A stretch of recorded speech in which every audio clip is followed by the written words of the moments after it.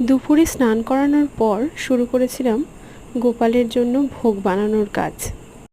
আর গোপালের জন্য ভোগ বানানো মানে তার মধ্যে তাল তো থাকবেই, আর তার সঙ্গে নারকেল অবশ্যই থাকবে। তালের বড়া, মালপোয়া, সুজি, সিমাই, নারকেলের নাড়ু, লুচি আর ছোলার ডাল, এই সমস্ত কিছু বানানো হয়ে গেলে শুরু করেছিলাম সন্ধ্যাবেলায় গোপালের আরতি। আমরা ব্রাহ্মণ দিয়ে পুজো করি না, নিজেরাই বাড়িতে নিজেদের মতন করে গোপালকে পুজো দিই। সত্যি কথা বলছি, একদম মন ভরে যায়, বিশ্বাস করুন।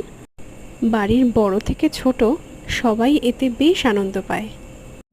পুজো শেষে আমরা শ্রীকৃষ্ণের অষ্টোত্তর শতনাম পড়েছিলাম।